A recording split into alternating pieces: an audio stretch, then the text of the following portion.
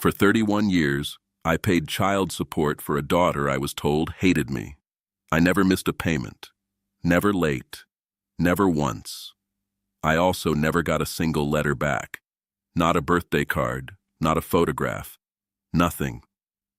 Her mother told me, every time I asked, that she didn't want contact, that seeing me would hurt her. 6 weeks ago, my daughter turned 42 years old, and she called me for the first time in her life. The first thing she said was, "Dad, I've been trying to find you since I was 19 years old. Where have you been?"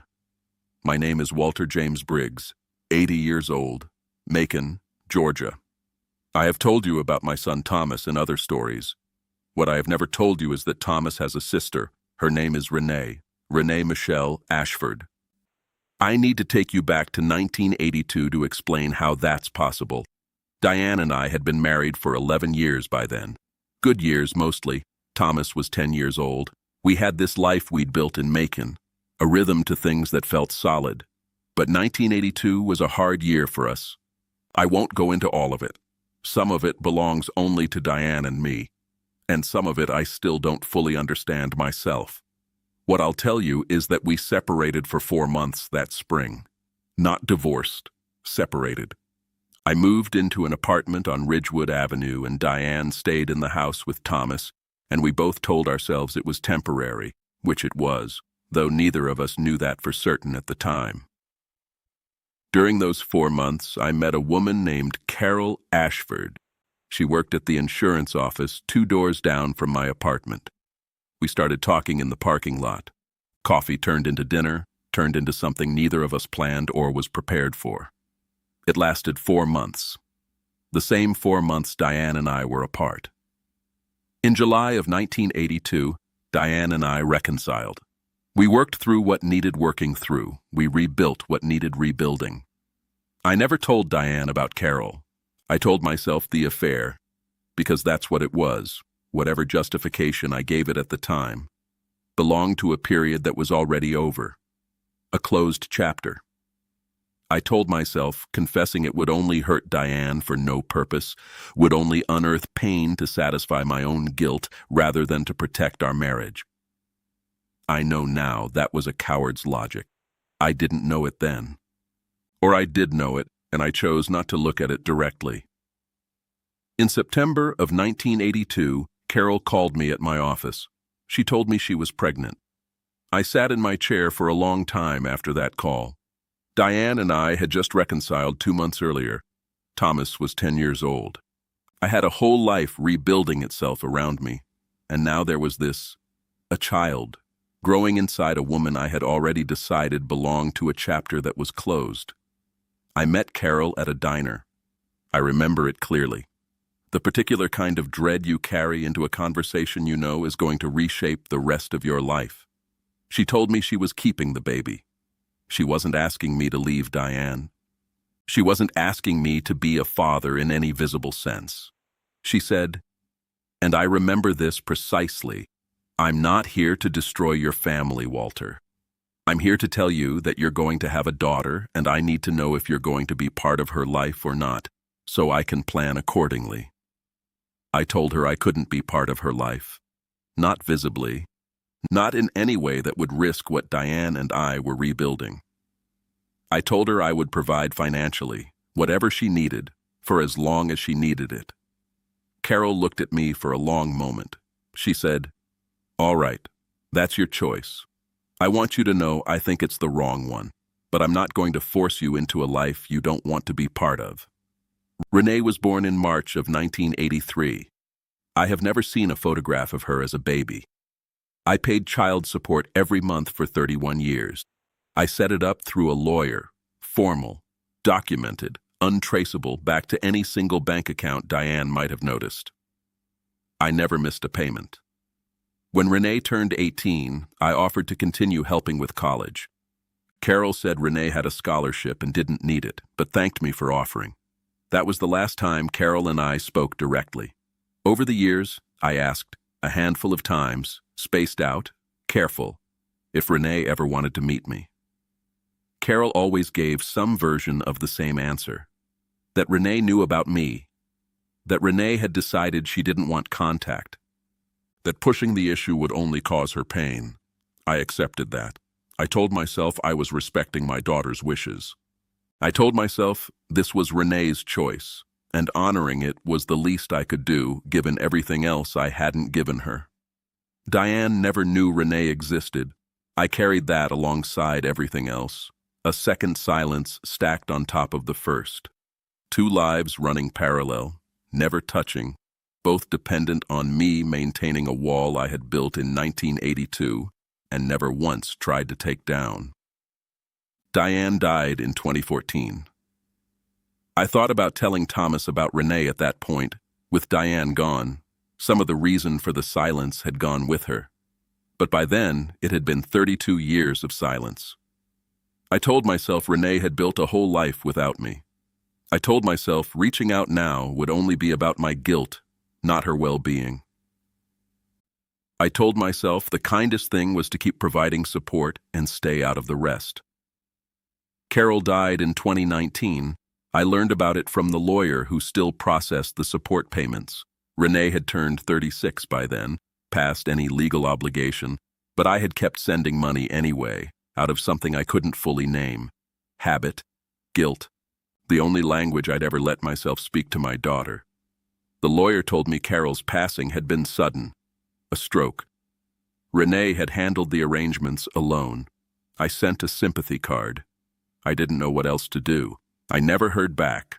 I assumed, as I always had, that this confirmed what Carol had told me for 30-plus years, that Renee didn't want anything to do with me.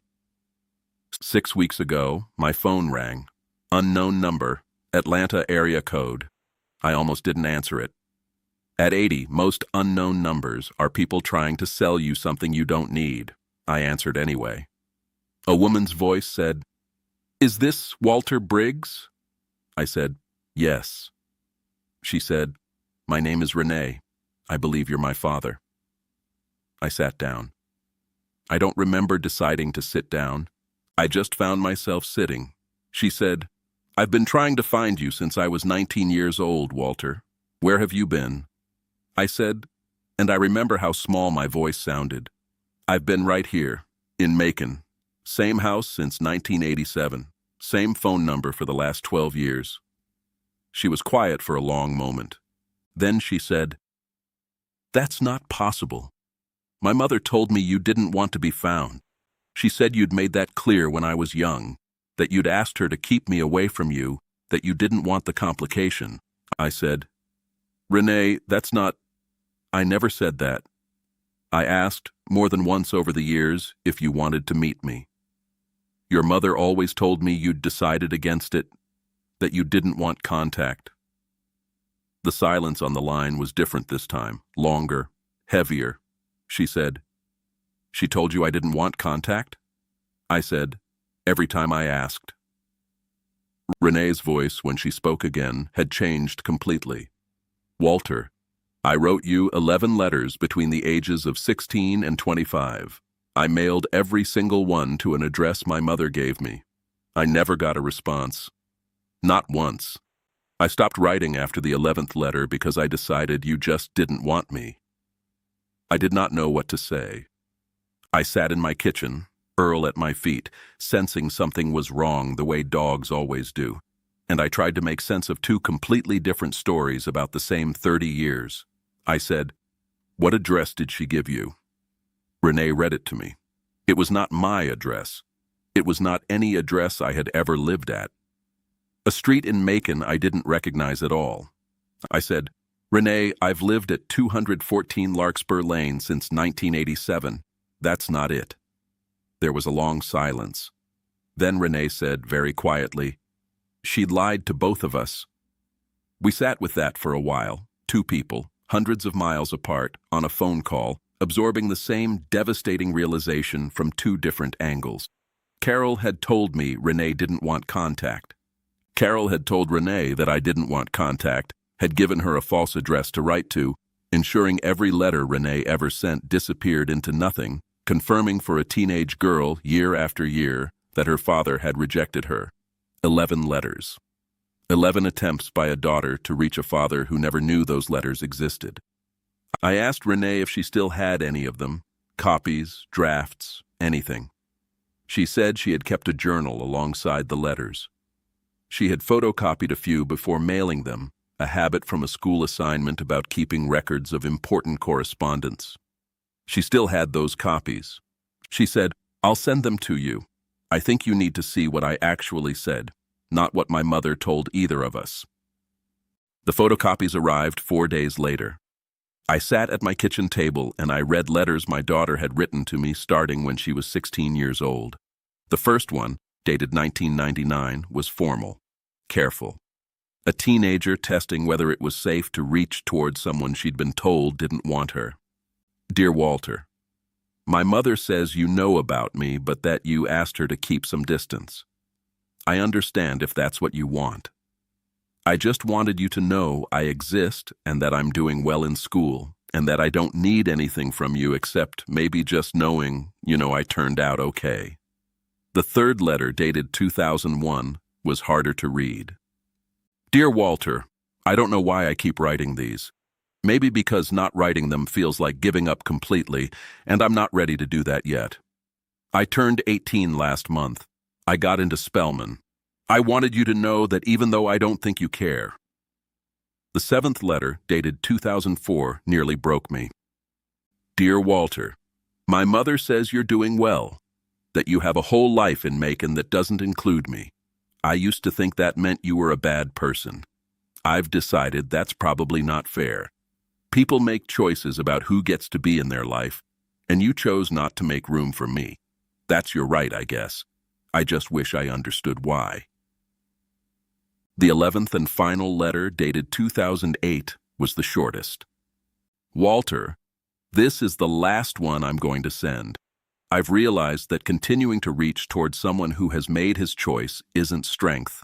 It's just a habit I need to break. I hope you have a good life. I hope someday you think about me the way I've thought about you every single year on my birthday, wondering if you remember it too. I did remember yours. I always looked it up. I don't know why that mattered to me. Goodbye, Walter." I put that letter down. I could not read any more that day. My daughter had spent 9 years reaching toward me, and her mother had made absolutely certain that every single attempt disappeared into a false address, while simultaneously telling me that my daughter wanted nothing to do with me. I thought about the sympathy card I sent when Carol died, polite, distant, confirming in Renee's eyes everything her mother had told her about who I was. I thought about 31 years of silence I had accepted because I believed it was what my daughter wanted. I thought about a woman, Carol, who had made a choice in 1982 that I had turned my back on her, and who had spent the next 4 decades ensuring that choice calcified into something permanent. Not through anger, not through confrontation, but through a quiet, patient campaign of false information that guaranteed her daughter and I would never find each other while she was alive to prevent it. I don't fully understand why she did it. Renee doesn't either. We've talked about it at length over the past 6 weeks, trying to reconstruct a motive from a woman who is no longer here to explain herself. Our best guess, and it's only a guess, is that Carol never forgave me for choosing Diane in 1982. That the years of financial support, arriving reliably every month, must have felt like a constant reminder of the choice I'd made. And that keeping Renee from me was the one form of consequence Carol had the power to enforce. I don't know if that's fair to Carol's memory. I know it's the only explanation that fits the facts we have. Renee came to Macon 3 weeks ago. I want to tell you the reunion was easy. It wasn't. We sat across from each other at my kitchen table, the same table where I've told you about finding letters and rings and photographs in other stories, a table that has held more of my reckonings than any other object in this house. And there was an awkwardness between us that 30 years of absence doesn't dissolve in a single afternoon. But we talked. She showed me photographs from her childhood, the ones I'd never seen. Her at 6, missing a front tooth. Her at 12, at a piano recital. Her at 18, graduation day at a high school I'd never visited. She said, "I was a piano teacher for a while. Still teach a few students on the side, actually. I always wondered if you liked music. My mother never told me anything about you. Not really. Just that you didn't want us. I said, I love music. Your grandfather, my father, never talked much, but he kept a record player going most evenings. I still have some of his records. Renee was quiet for a moment. Then she said, I would have liked to know that 20 years ago, when I was trying. I said, I know. I'm sorry doesn't cover what I owe you, but I'm sorry. She looked at me for a long time. Then she said something that has stayed with me every day since. I spent years thinking you were the kind of man who could look at his own daughter's handwriting and decide she wasn't worth writing back to. That's a specific kind of grief, Walter. Grieving a father who's still alive. Grieving someone you think chose over and over not to want you. I don't have to carry that anymore. That's worth something, even if it took 42 years to get here. I've seen Renee 5 times since that first visit. Thomas has met her twice now. That conversation was its own difficult evening, one I won't detail here because some of it belongs to Thomas and Renee to work out between themselves. What I'll tell you is that they are talking, building something slowly, the way you build anything worth having. Renee brought her piano students to Macon last month for a small recital in my living room. Her idea, not mine. 6 children, ages 7 to 14, playing pieces they'd been working on for weeks. Earl lay by the piano the entire time like he understood he was supposed to be dignified about it. I sat in the back row and listened to my daughter teach children the thing her grandfather had loved, a thing I never knew she loved too, because I spent 31 years accepting a lie instead of asking one more question. After the recital, one of her students asked her in that direct way children ask things. Is that your dad? Renee looked at me. She said, yes, that's my dad. Simple as that. 42 years late, but said, I paid for 31 years and never once asked to see the receipts of what I was actually buying. I accepted a silence I was told my daughter wanted without ever once demanding proof. 11 letters went to an address that never existed while I sat 12 miles away wondering sometimes, in the quiet moments, whether she ever thought of me at all. She did. Every single year. On my birthday. I never once thought to look up hers. That's the part I can't forgive myself for. Not the affair. Not the 30 years of distance. The birthday I never bothered to remember for a daughter who remembered mine every year without fail.